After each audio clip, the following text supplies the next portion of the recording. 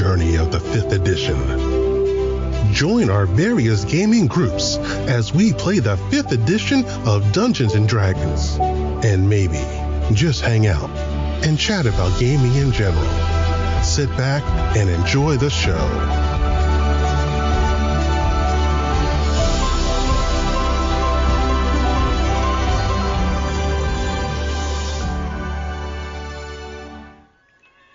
Hi, this is Kelly, aka Trixie from Ragnarok and Roll, assigned to Ragnarok Story, and Tilda Wimblewick from D&D Journey of the 5th Edition. First off, I would just like to say thank you to everyone for listening to our varied adventures, as well as for rating us on iTunes and RPGpodcast.com. If you haven't rated us yet, we would greatly appreciate it if you could. And if you're looking for more ways to support our efforts, we are now on Patreon, a great site where you can help us continue making more podcasts, as well as some special surprises for our patrons. If you can, please look us up at www.patreon.com/cppn. Every little bit helps. And again, thank you for listening. Hey guys, Jim here, and Kelly. Doing a quick impromptu touch on Strixhaven University and the new D&D book that's out. You mean Harry Potter for D&D? Well, it's Harry Potter for magic and then imported into D&D. But yeah, totally. Strixhaven, a curriculum of chaos. Come on, I thought that the source book name alone would make you giggle. No, I do. I actually, the book is actually really quite lovely and it's interesting. Yeah, it's definitely an interesting new take on Dungeons and Dragons. Mm-hmm. I have to admit, there's some stuff I was hoping that didn't get in the book. There's some stuff, a lot of stuff that's interesting that I didn't know about that made it into the book. I do have to say I've only seen it for less than 24 hours, but it is interesting. I mean, what's the total page count on that book? Including all the well, there's a big map in the back, but it would be 224, but then there's a big map. 224. So I think that might be a little light on page count, but that's just my opinion. I like big, beefy books. What can I say? I'm used to lugging around all the GM's books, so I'm used to it being a little thicker.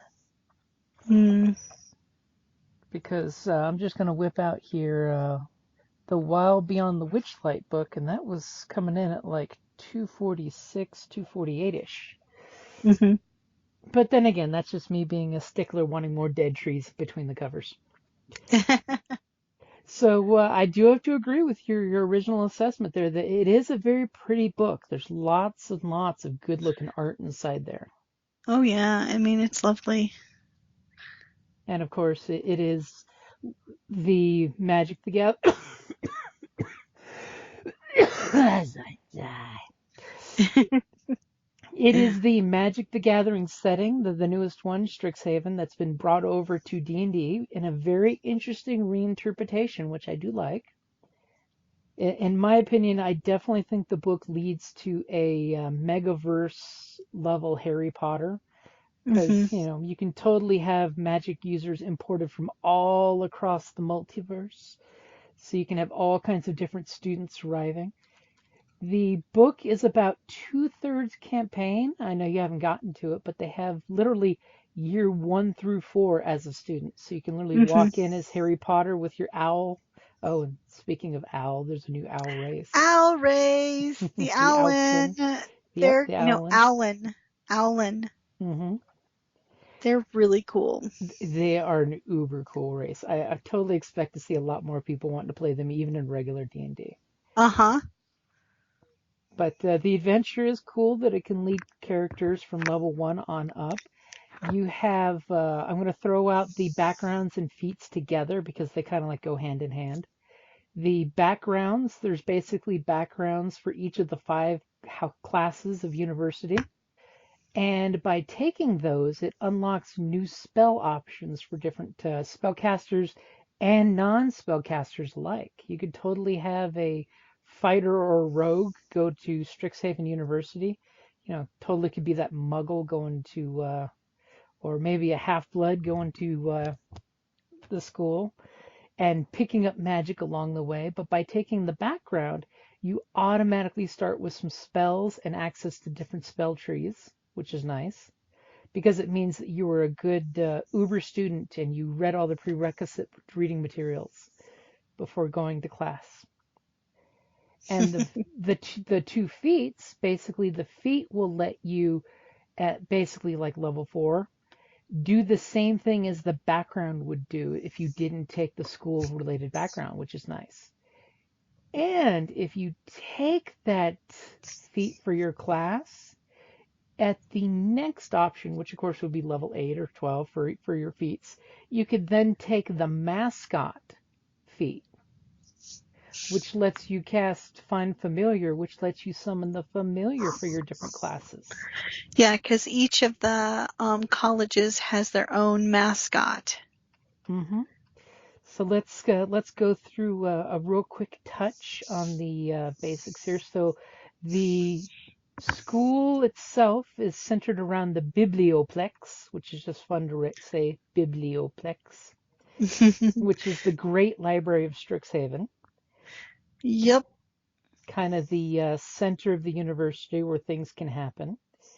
Well, the whole world is set up like a wheel, and the spoke, or the hub, is the biblioplex and the center area, and the colleges form the spokes and wheels. Because each one of the university's spokes are founded by one of the dragons that came into existence when this reality popped open.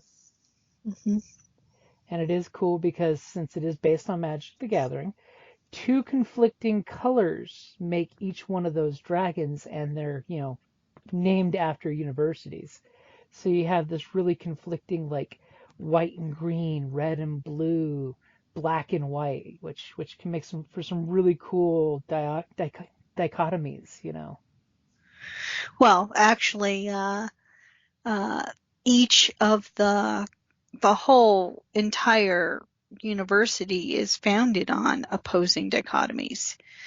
You can't, if you have black, you have to have white. If you have right, you have to have wrong. Life, death, everything, which I thought was very interesting.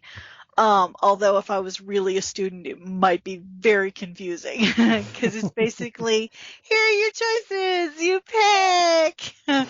So you don't get 1 guidance counselor, you get 2 guidance counselors, and each one are directly opposed. You've got your Merlin and your Morgana as your two guidance counselors. Exactly. And then you get to pick, and guess which answer is right? Whichever one you pick. So it does allow you, growth, and you can build your character. You can tweak it however you want, so to speak.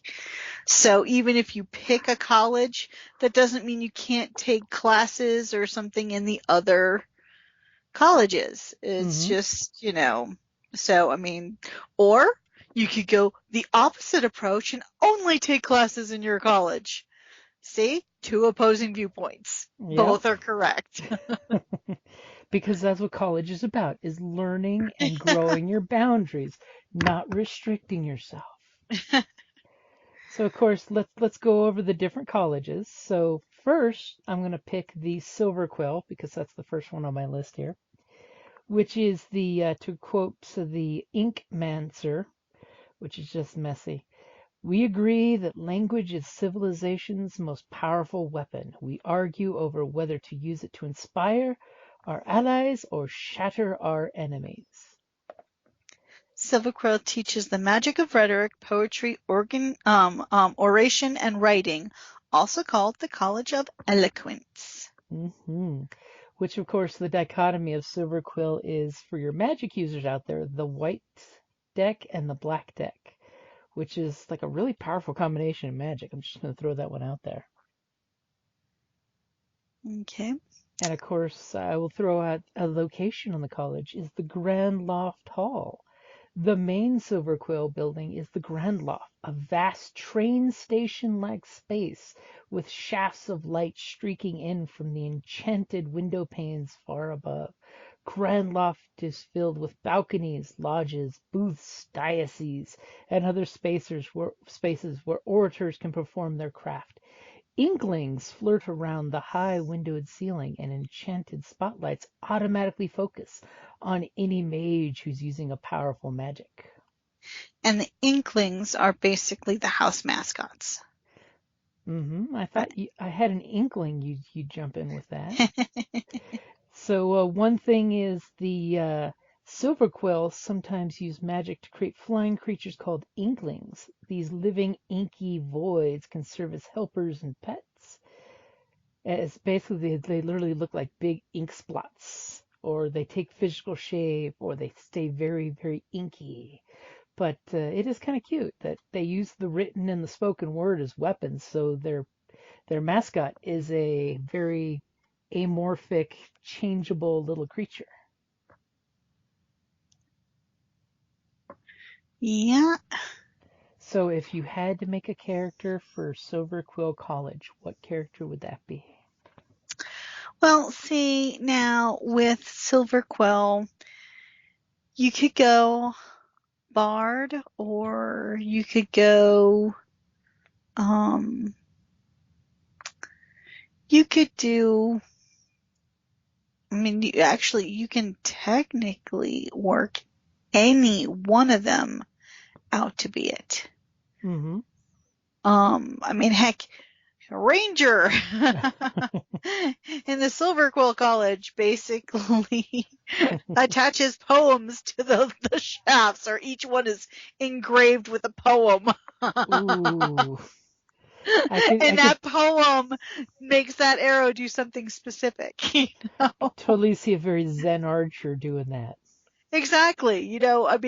But this platform sort of allows you that freedom too. Well, I want to be in this one, but I kind of want to play this type of character. You can build it. You can. It's like, that your craft, so to speak, you focus on creating, these little things, attaching them, and you could kind of do it to, I guess, any class.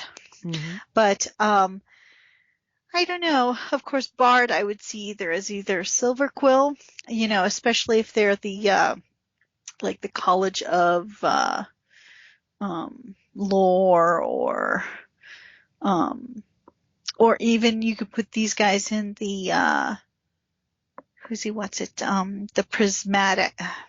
Hold on, I'm getting the name wrong.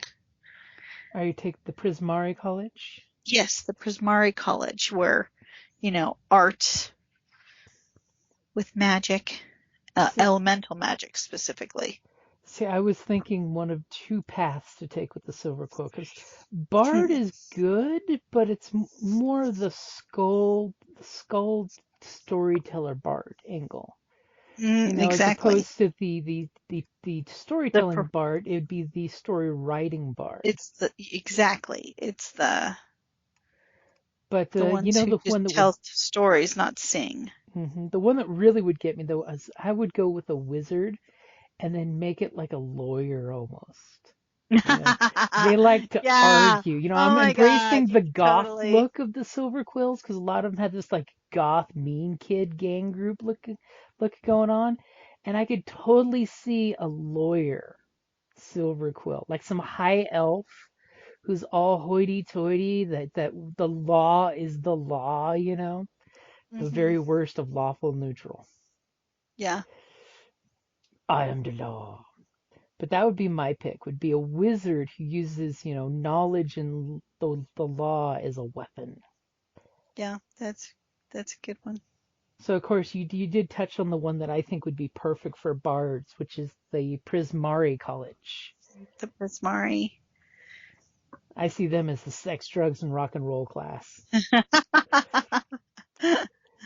So, yeah, the liberal arts degree, the fine arts degree. Mm-hmm. So for their little quote, we get we agree that art is the truest form of spellcraft, that expressing oneself beautifully is the true purpose of magic. But we disagree on methods. Some of us hone our technique over years of practice. Others of us scream out of pent-up emotion. And that's, of course, a quote from one of the Prismari professors. Prismari uses the elements to practice the arts, also called the College of Elemental Arts. So when you say, hey, you're on fire, they really are.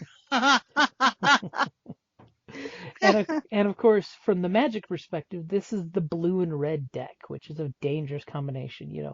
Lots of enchanting and spell casting with a lot of explosive and very distinct opinions, amongst the reds.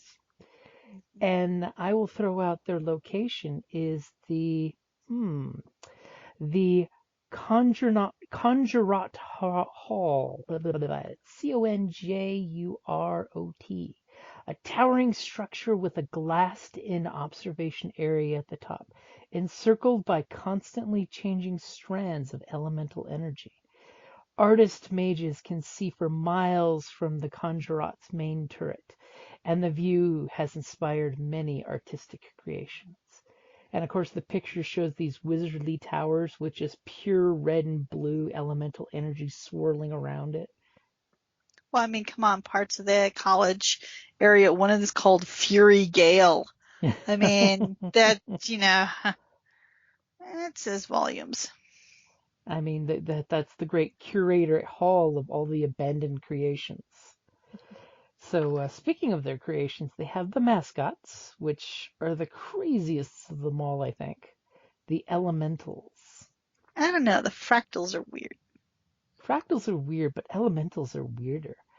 Because the elemental creatures are forms of living art. They sculpt artistic shells from a fusion of raw elements, then conjure living elemental energy to inhabit those shells. The result is a powerful creature capable of expressing sublime emotions and wreaking wanton destruction. The inner core of a Prismari elemental might be churning fire, wind, ice, water, lava, or solid rock.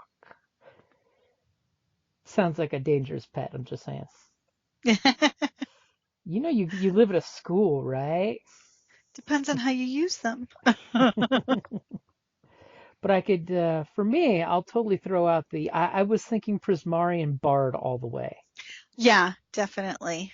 You totally get that sex, drugs, and rock and roll of heat and emotion and lightning and sound, But see, now, that I was thinking of that my next character would be, if I were to create one for a campaign, if it was in, and I think it would actually fit into this campaign, into this world. Perfectly. Yeah, so I was thinking, and I would think that it would be a Prismari. Mm-hmm. You didn't say what the character was, though. No, I'm about to. Okay, so it's a monk, because I have never played a monk. Mm-hmm. All right? But it's a Genasi fire half-orc whose passion is cooking, and her weapon of choice is a frying pan. Who knew? I think that you could do because the culinary arts, I mean, the fact that fire, is used to cook. I'm thinking of calling her Ambrosia. Or him, I could, but, I think that you could definitely put them into the, because of course they're, a Genasi, so elements are their thing. And cooking requires at least a few of those elements. You need fire, you need typically water, It's all about the artistic combination of. Exactly, you need, so it would totally fit into this, and then you could open a restaurant called Hell's Kitchen. No. What? It's hell with one L, but more fire. Now, Hell is my other character. And of course, for me, like I said, totally barred all the way, popping off with the elemental magic. Wouldn't be like married to any one race, I don't think, because it would like half No, elf would probably work, excuse me. because that way you've got that pulls from Well, both sides of the just like with you your. know, I'm fond of half elf bards. I am. Hmm. Although I very much love my changeling bard. Um, but yeah, it's pretty much. I mean, there's Hmm. none of these have racial restrictions. I mean, Hmm. you can do any of it. And the nice thing is, you see in the book when you go through the pages that they have got races from every D&D setting out there. I mean, Hmm. including like you've got a couple from Ravnica, that you see pop up from time to time in there. So the next college is the one I know you have a thing for, which is Witherbloom. That surprised me when you said that that was one of your favorites. Well, yeah, it was like because the two opposing factions that their house is based on is life and death. Hmm. So of course I do like playing clerics. So I'm like a cleric from the Witherbloom would be kind of cool. Hmm. I mean, because the Witherbloom harnesses the forces of life and death, also called the College of Essence Studies. So if you did a cleric or even a druid, you know, I mean, would be good at that.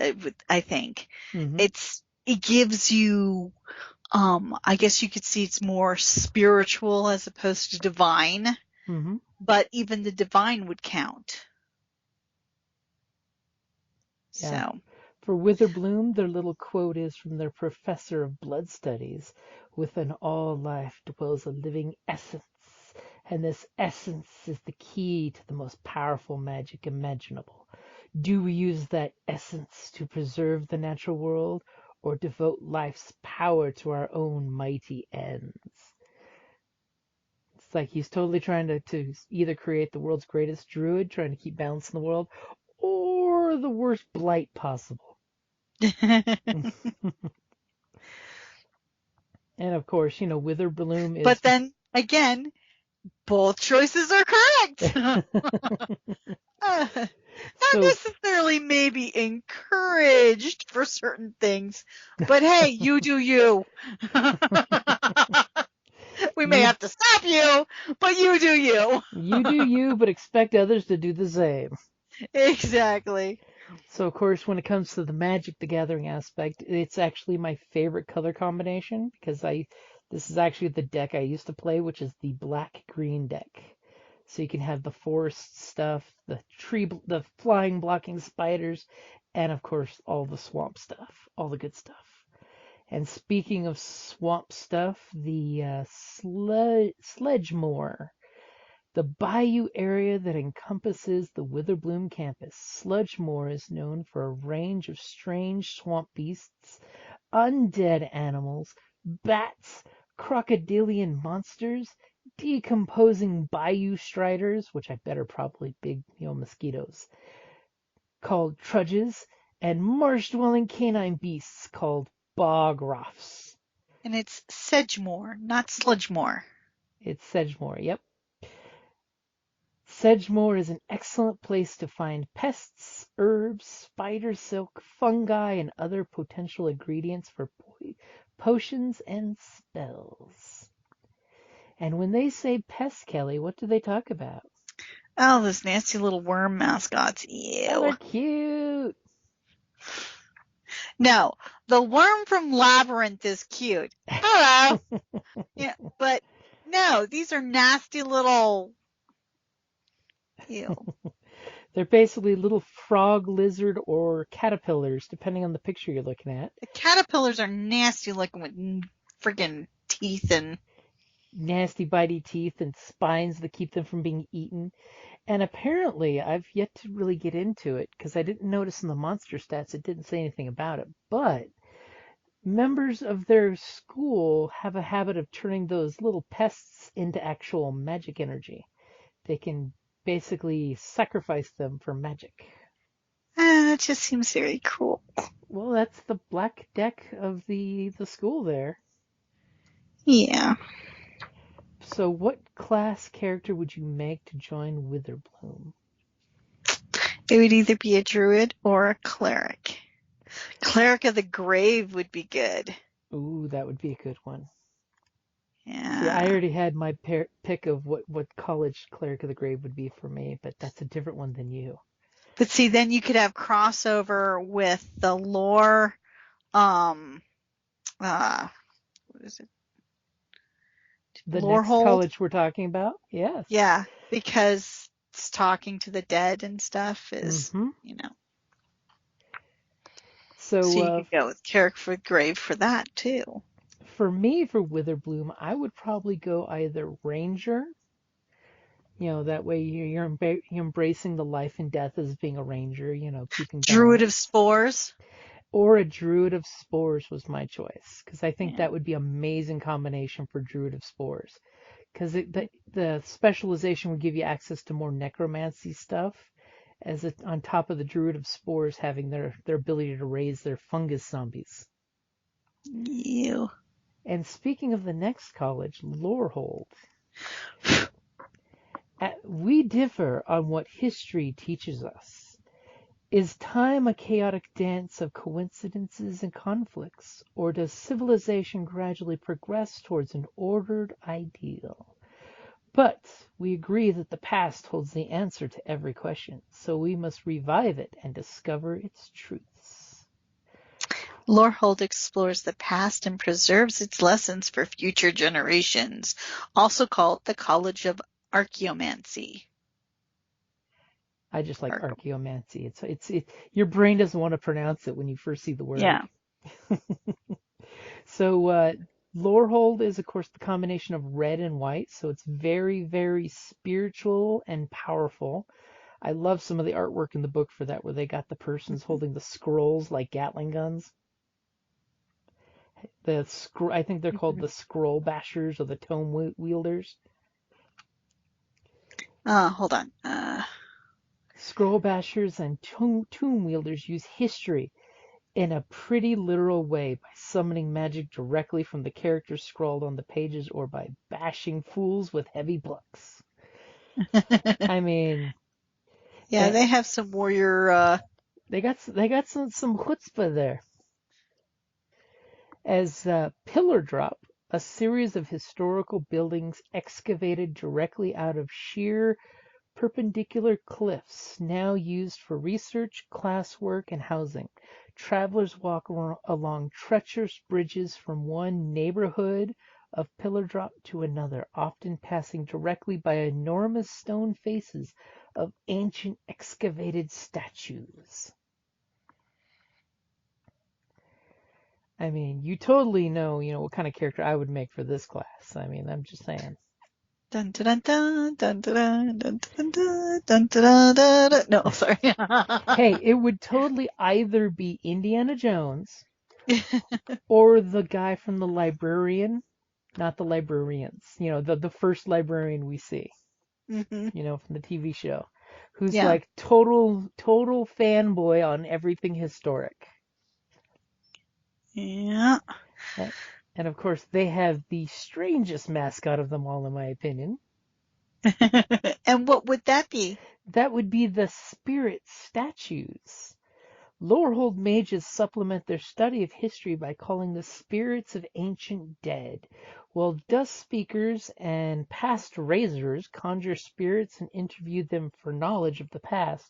Battle mediums and other Lorehold mages sometimes draw on magical powers of those spirits, or turn them into hardy soldiers by housing the spirits in statues depicting their living selves. I would totally make a Cleric of the Dead Lorehold college student.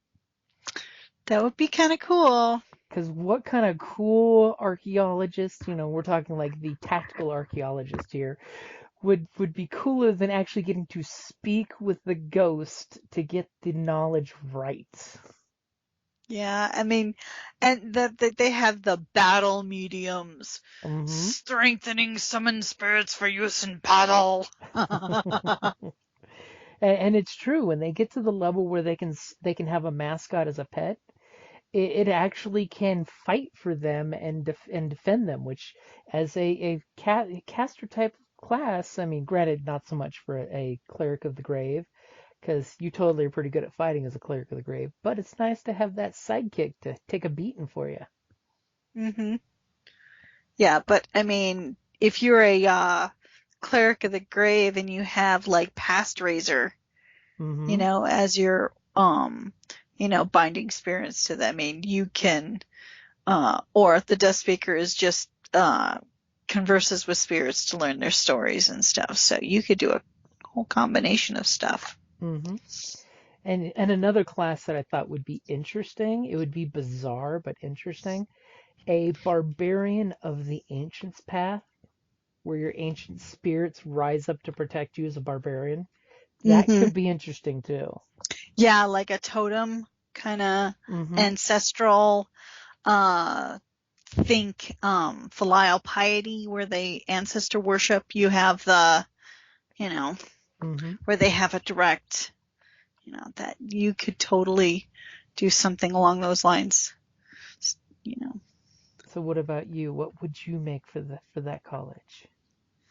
for that college, yeah, I Mm-hmm. was. That's why I said cleric of the grave. Mm-hmm. It just fits too It's perfectly in it. it's yeah, it's kind of like made for it. And of course, they've got some cool pictures for their group. Giant scrolls that they carry with them and things. So our next college is the Quandrix College. That's the one you don't like because it's too organized. It's math. So for Quandrix College, we disagree whether numbers exist out in the world or whether mathematics is a pure logical exercise that exists only in our minds. But we agree that we're the only ones who study the true fundamental forces of reality. And of course, that's the Quandrix Dean of Theories quote, which is very dangerous. Quandrix focuses on the mathematics of nature, also called the College of Numerancy. Numeroancy. It hurts your brain to say it, I It know. does. Well, math was always one of my more difficult subjects, and I was an art major for a reason. Hey, I took more math than was necessary. It's the only thing, that and philosophy were the only two subjects I did not so great in. And they But are I still made it into an academic fraternity. they are an interesting combination of green and blue decks, which is very interesting. I mean, don't get me wrong, it can make some cool stuff in Magic the Gathering, but it's interesting as the way they define it. So one of their locations is the Taurus Hall.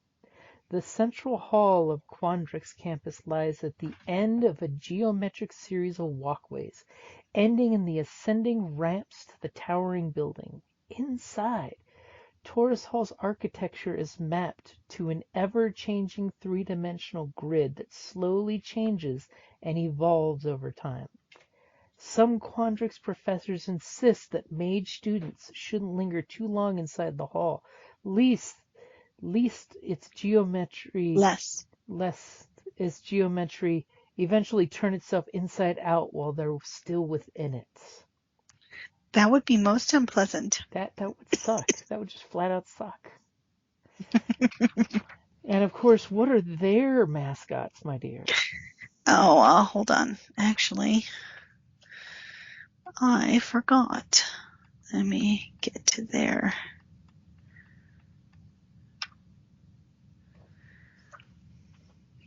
Sorry, I'm trying to get to that page. Here we See what go. happens when you have the book in your office. Well, I was trying to read it between different, the fractal. The fractals. So their pets are abstract replicants of patterns of nature. So they create fractals that basically look like shards that look like a creature. So of course, like a green deck, you can have lots of different creatures.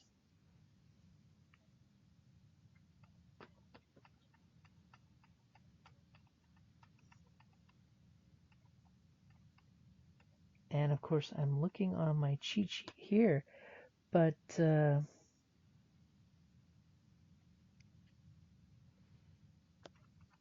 think I'm missing something. What? Isn't there a... Oh, no, I'm not missing something. I had them in a different order than what I was saying on my notes. So one thing I will say about the book, I kind of touched on it, that 2/3 of it is the college adventure from year 1 to year 4. As a first-year student, you don't pick a college yet, which is interesting. So, of course, you can totally buy the get the background as a starting character of you were prepped for one of the classes, whether you went to that one or not. But your second year is when you get to pick your college. And so the adventure basically is a huge arcing story of all 4 years, so you get that Harry Potter experience. Well, it also allows, because of course the way it's set up, where all the first years who are not assigned to a college, basically taking general studies, live in the center, around the biblioplex, in the hall, the dorms that they have there.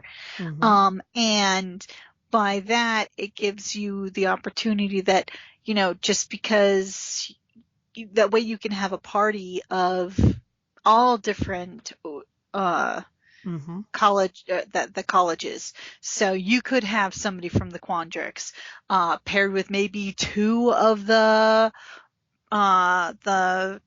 Witherbloom, and then let's throw in one of the a couple of the others. So because you're socializing with people, not just in a specific college, and you're not restricted to, once you do select a college, you're not restricted to only taking studies there or only being at that college. You have the freedom to do classes in any of the colleges. So thereby you get to learn how to apply different things. You can take a little from, Witherbloom. You could take a little from Quandrix. You can take a little from the Silverquill. It all depends. Your character, your student, the student has the choice. And again, both choices are valid. Sample the different studies available, or focus specifically only on your college. Which basically is nice because it gives the character that you're playing the freedom to, when you find your character, just like the regular college experience, you're going there to find yourself. And you did touch on relationships, so I haven't been able to really read all of it yet. Because like I said, we have had the book less than 24 hours. The new model that they've got in there is they basically have finally introduced a D&D version of, like we've seen in a few other RPGs, of who is your friend, who is your foe. So they basically have more of a way to interact with NPCs, because of course they give you a lot of NPCs in the adventure as a GM, and that you can use as teachers, students, fellow students, rivals. It's literally like if you look at Harry Potter, it's all the different types of people you would meet in college, which are kind of really based on, in real life, all the different type of people you would meet in college. You're going to have the bullies, and you're going to have the cliques, and you're going to have the mean girls, and the jocks, kids, and the goth group. And they actually have sports in this. Oh. Speaking of jocks. Speaking of Quidditch, I mean... it's not Quidditch. It's not Quidditch. It's actually what they call Mage Tower. Mage Tower. Yep. Mage Tower is a competitive team sport played by mage students at Strixhaven. Each of the 5 colleges fields its own team and brings a mascot creature that also plays into the scoring rules. Basically, the mascot is the ball. It's capture the flag, where you try to steal the other school's mascot, which, by the way, I totally think those Swamp Dwelling Swamp kids have an advantage with their spiky, nasty, mean little Yeah, because nobody caterpillar. wants to touch it. So the rules to Mage Tower, as I have them here in my notes, is two Okay, opposing because I have not teams. gotten that far in the book. Two opposing teams. Now, that is one problem I see, because in game, I see players wanting to play different classes. It's not going to be like Harry Potter, where the main characters are all Gryffindor. So in Mage Tower, it's just like when you saw Harry play Quidditch. It's if you're in opposite classes fighting, that could be cool because you could have a little PvP. I could totally see that happening. But two opposing teams in Strixhaven Stadium. Each team is composed of 5 mages plus one small mascot creature. Each team has a tall tower at their end of the stadium with their mascot atop of it. The goal is to score a point by stealing the opposing team's mascot and transporting it back to your own tower. Sounds like World of Warcraft. All magic that would harm a player, mascot, or spectator, or that would damage the stadium or basic rules in that way is nullified. So basically, your teachers will cast, counterspell. As soon as they see something that would, like, if somebody does fireball, counterspell.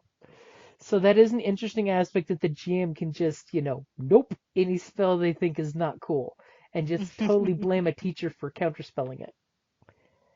Otherwise, all magic is legal, subject to the review of the Mage Tower Referee Council. Because, of course, magic groups always have councils, not referees. Mm-hmm.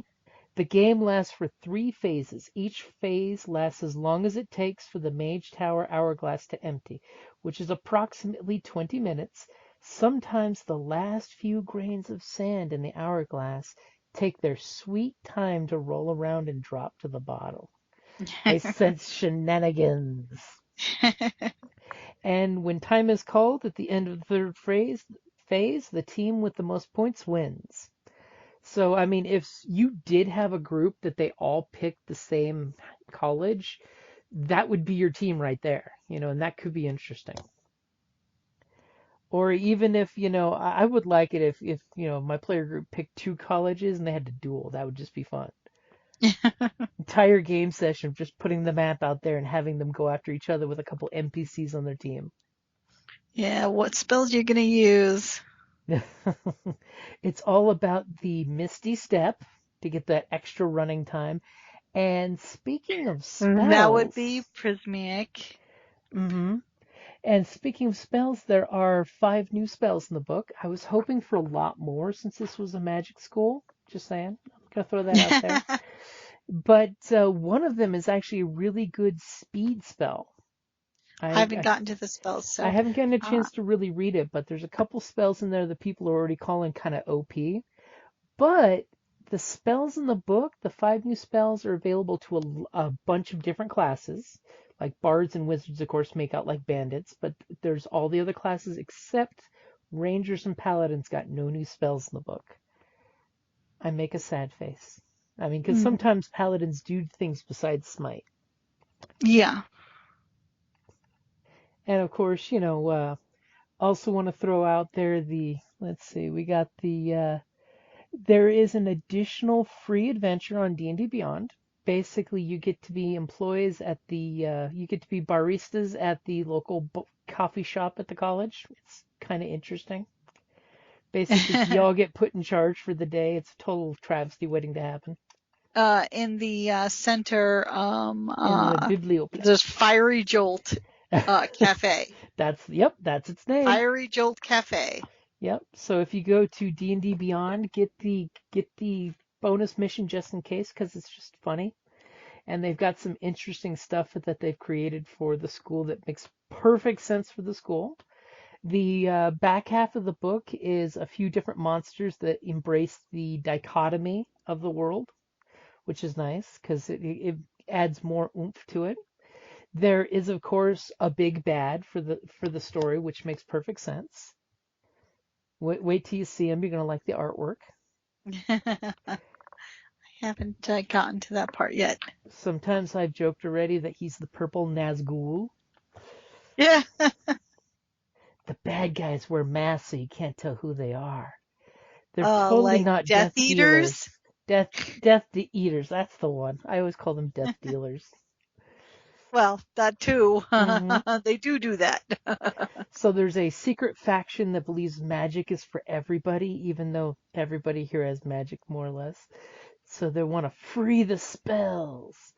But then again, a big part of the school is because the five, creators at Strixhaven wanted to make sure that people didn't screw stuff up with learning magic. Learn magic, do crazy shit with it, but don't screw up magic. Yep. You can totally That tell they is just don't want people breaking magic. And I will throw a shout out there for if any GM's looking to run Strixhaven, I would definitely recommend that you pick up a copy of Candlekeep Mysteries from D&D, because what goes better with a magic school than a book full of adventures from 1 to 20 for a magic library? cool. Because Candlekeep Mysteries is good because each level range has a book that you need to find that's missing from the library, and that you could totally throw that in with at any range of this game. That magic book, you want to check it out, somebody checked it out already. Go find them and/or the problem. Interlibrary loan. And of course, it was funny. I was talking to somebody about this, and they're just like, "Why would they have hidden books that shouldn't be checked out?" I'm like, "Dude, it's a magic library. It's just like the in Game of Restricted Thrones. section. You have a restricted section because the knowledge has to be recorded for knowledge's sake. But you don't want anyone checking these books out, so they're chained to a booth somewhere." People don't realize, yes, the restricted knowledge, you don't just burn the book. You don't burn books. That's just unacceptable. It's true. It's so true. And like I said, if you are interested in magic, I mean, you will definitely like this book. As Kelly and I have joked, it has definitely got a Harry Potter, but as I've actually already tried selling some friends on this book, you know what else this book feels like? Magicians. Oh, okay. Because it's got that cool college dorm feel, I could totally typecast every one of the major cool characters, the cool kids from Magicians, as different colleges for this. Yeah, I can see that. Our favorite. And they had specialties, but they could still. Like our favorite blonde magic mathematician, she would totally be in Quandrix. Quandrix. She would totally be in the magic theory. Yeah. What, Margot? Was it Margot? It's been so long. But I could totally see her Witherbloom. Witherbloom. Yep. But where would you put Elliot? Elliot would totally be a Silverquill. Yeah, because that's what I was thinking. He's eloquent and he dresses well. Quentin, no. Quentin, would you put him into? I would totally put him in Prismari. Because he's a little crazy, a little sketchy, he's a little too artistic-y. Yeah, but he could also go Hold. He could do Lorehold too, just not as good as his girlfriend. Just saying, she was totally. I would see her more Quandrix though. Yeah, she was Quandrix because she knew the math of magic. Yeah. But yeah, I was totally thinking, magicians. But I know, I'm trying to remember the names. It's been so long since the show ended. I know. And then there was the guy who could move, who could teleport. Oh, the Traveler, yeah. Yeah, because his type was a Traveler. He kind of leads to what I was you? going to joke about the Planeswalker, because of course the whole point of this is planeswalkers, which are magicians that can go from dimension to dimension, because we don't know what's out there in the actual land, even though I kind of read about the Archaics and the Star Archers and stuff. And the Snarls. The Snarls are an interesting concept. The entire university, as I understand it, is built at the basically in the center base of the bibliotheques, which is the center of the entire university. There's a snarl. There's a magic snarl. And that's, And snarls are, of course, mana flows through all the plane of Arcavios. But in certain sites, the mana becomes knotted and tainted. At these places, magic and spells can be at their most powerful and at their most dangerous. These places are known as snarls. According to the Archaics, the snarls are places where two conflicting sources of antagonistic mana overlap together at the birth of the plane. Because, of course, the dragon professors were created when this plane kind of big banged itself together. And they look like horrible tornadoes where, say, air and earth are running into each other and exploding and conflicting. And it's going to be interesting to see in the book if they talk about how that actually affects, magic. I know it boosts, but does it just do something cool? Like in Rifts with ley lines and nexuses. What kind of boon do you get out of that? And of course, the book does do a quick breakdown of the rest of the vast lands, that are outside of Strixhaven. And there's of course, a mysterious continent to the south that they don't talk about, which is cool because that's totally GM ammunition there. Well, it definitely, the entire setting leaves everything open for creativity. Which is super awesome because it's like you don't feel pegged down, but you have more than enough information to throw out there at your players to get the ball rolling. You can choose to fill in the details, or you can leave the details vague and fluid because they're students. Part of the question is, and as good GMing goes, in my opinion, is the answer that you're looking for is why you're playing. Totally send your students on a field trip and the answer you run into is the answer,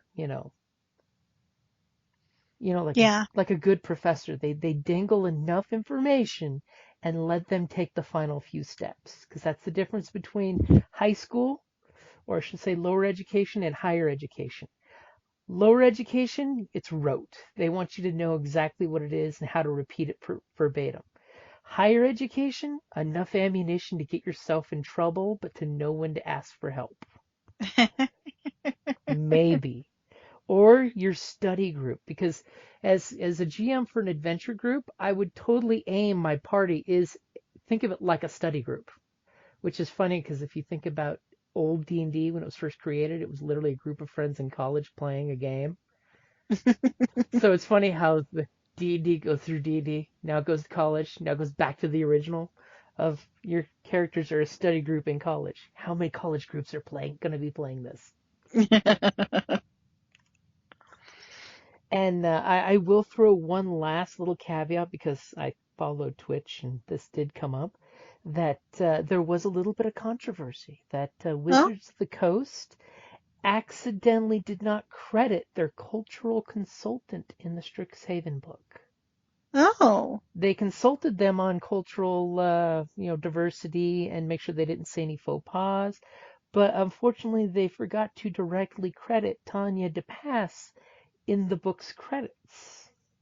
Oh. But of course, in Twitch, they've made a formal apology, and they promise that anyone who buys the electronic book, it's now been fixed, it's in there. So all of us who have that first edition book, it's a collector's item, I'm thinking. Yeah. Not necessarily for the right reasons. Not for the right reasons, but...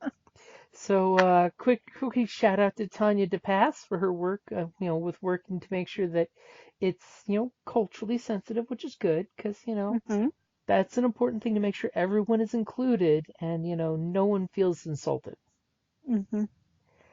But it was cute that their excuse for forgetting to put her in was the rush to get to class on time. Hey, deadlines are hard. I can understand that. But, No, they are. yep. I'm still sorely upset with myself for not making my deadline for work today, but it was unavoidable. My computer was not working. Yes, many, many, many people are having internet But I issues. just find it very personally, just I feel unresolved. You have tomorrow to do it. There's always another day. No. But is there anything else you have to say for Strixhaven? I am just getting into the book, just going through. I want to specifically avoid the campaign sections. I appreciate that. But and I definitely want to spend a little more time perusing the Owlin, because of course, you know me. I'm always like, ooh, a new race. Let's see. And it has versatility, so that's nice too. Mm-hmm. So we'll have to see. I'm just so far I'm like I think it's got a lot of great potential. Mm-hmm. I could definitely see Strixhaven as a book that, unlike a lot of the books out there for D&D, that both the GM and a player will enjoy if they buy it and have it. hmm I think you have to have a little more, be willing to take more accountability, the player, Mm-hmm. towards where you're going and what you want out of the adventure, as opposed to more standard D&D, or old school. Yeah. You have a lot more because, you know, you're guiding your character's future, Mm-hmm. but it's not like, let's just become murder hobos, Mm-hmm. or the traditional, okay, here's a dungeon full of things and stuff. There's uh, nuances and levels that you can add to this that you don't, and scenarios that you don't typically get in more standard Mm-hmm. adventure. Yeah, I definitely So, agree. It's going to lead to higher levels of required role playing mhm. because you're basically going to be playing, I mean, and on GMs too. There's going to be expect to do a lot more NPCs, come up with a nice little hit list of different characters with pictures and some kind of character reference. Like I always like to do the whole pick a character from a movie and that's the one you want to try to emulate Mhm. because the whole point is going to be it's less kick in the door, kill the monster. It's go to class and what is the mission for the day? This totally could be a archaeological dig site day. You have to go out. The, the Field the trip. the part of the megaverse that I like is that I could totally see Magic College sending you to a different dimension. Hey guys, this week's field trip is to Feywild. We're studying pixies. It opens up that aspect on a adventure line that you could, totally go and say a professor knows a book is missing and it was last seen in this village. Go find it. And Mhm. you could introduce rewards from, like in Harry Potter, they kind of did this too, where something was done good by the students and the teachers give Well, rewards for when they do well. house That, points, yeah. yeah. Well, even not just house points, but look at like when one teacher would have a mission for the class, the top student gets an item, you know, my last potion of this or my last helmet of that. I could totally see those kind of rewards happening. Yeah. But I mean, and you can still do the typical Mm-hmm. scenarios. Like for example, okay, say you meet up with your college buddies at the Bow's End Tavern in the central campus, Mm-hmm. you know, and all of a sudden um that group of jerks that have been picking on you for your first year show up as well, and then they pick a fight. And okay, fine, let's take this into the back empty lot and duel it out. Mm-hmm. Totally have a West Side Story. And, so it's like you can still have those types of things. Oh, well, you know what? Turns out some sewers in the, one of the colleges or has like been overrun with some type of creature, go in and clear them out. Mm-hmm. You know? Could totally be one of the teacher's new pets got loose, and it's now the class's field test to go get the item back, as it doesn't want to go back. Exactly. And And if you want, I mean, and another, I mean, aspect that this has, I think, that maybe not so much as a focus on the other ones is, say you have you're playing with children or you're introducing kids or something and you want it a little less violent than, yes, I'm going to go up and stab the, creature, be the murder hobo route. This, you give more opportunity to do alternate, well, I'm going to use Tasha's hideous laughter and just so they can't cast, type of thing. That would It's be a not huge one for taking somebody out. Think about it. Yeah. So necessarily not lethal. So you could, so I think for people who are concerned about maybe the more violent aspects of, RPGs and, it doesn't have to be. You can make it, less violent if you want. I mean, that's totally a thing. And I think this setting lends itself well to, both philosophies. It definitely does. And then that's one that you can totally. The importance of this one is a strong, solid session 0. Make sure everyone is on par of what the overall arc is, but everyone needs to have like a mini arc of what they want their character to do, even if it's just to get a passing grade. And also, in the book, I haven't got a chance to check it, but in normal D&D, you know how you have your 10-day, things that you can do like carousing, betting, sports fighting. Yeah. They actually had some for the class, for your different class events that you can do. I got to read more into that to see what that gives you as the payout for it. But I thought that was interesting that they had those in there as well. Cool. And of course, here's a really, really dark option that's out there. Is the Secret Society of Bad Guys, the Auric, are mages who wield forbidden magic. You could totally have a player group of the bad guys. I'm just going to throw that out there. I don't think, you'd want to, because it would totally be an evil campaign, because they're known for using, stealthy assassinations, infiltration, blood rituals, that type of stuff. But that's totally an option out there. Yeah. Or what you could do is, if your players want to join them, is you give them the invite, but you don't actually give them any of the evil magic yet, things like that. String them along. Do like the Forbidden Shadow character who's recruiting them, but wants them to do their job first before they get their cool mask and all that good stuff. Earn the rights, so to speak. And another inspiration, if you're looking for it, is Buffy the College Years. That's another really good inspiration. Just saying. When I was reading through some of the actual adventure, I was totally thinking, oh yeah, there's some Buffy the College Years stuff, painted broad-strokedly in here. Totally some cool stuff. One thing I do find interesting on this one is there are trinkets specific to Yes, there are. The colleges, because a lot of people don't roll, like when we create and we do a session 0 and we create our characters, we always do the roll for trinket, and I'm sorry, it has turned out very beneficial in ways you wouldn't normally think. I mean, heck, I used one to convince somebody. It's just this little trinket that doesn't really do anything, but I tricked them into thinking that it was a lie detector.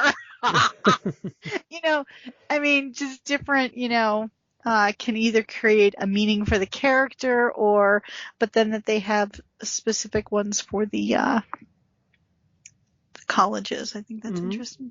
And you know there's players out there, they're going to want to collect those pins. You know they're going to want those pins. I wonder how long until real life somebody makes some of those pins. So I'm thinking we waxed on quite a bit for Strixhaven. Yes, we did. I already had a few players saying they want Strixhaven, but like I told them, we have to vote for 2022 what new D&D we're gonna do. But I'm thinking the School of Mages here is gonna be the story that probably happens for D&D. Mm-hmm. Just thinking. So unless you have anything else to add, I think it's time to say class dismissed. Do we have any homework? The homework is to finish the book and give it back to your husband so he can read it too. Okay. Alrighty, guys. Thank you for listening and have a great day. And if you get a chance, over on the Creative Plan podcast, we have some of the first panels from Tuscan 48 getting posted. They were actually posted a little earlier today. So if you get a chance, head on over there and check those out. And of course, I found a bunch of cool little Strixhaven videos from Magic the Gathering back in the day, like the one I showed you earlier. Oh, that was cute. I'm totally going to have to post those on the Facebook page. So make sure to check out the Creative Play Podcast Network's Facebook page. Alrighty, guys. Like always, thank you for listening. And we will be back next week with the Goblins of Conquest. They're in serious trouble and they know it. So much trouble. Alrighty, guys. Later. Thank you for listening to D&D Journey of the 5th Edition, a member of the Creative Play and Podcast Network. Please follow us on Patreon at patreon.com/CPPN to never miss a show or stream.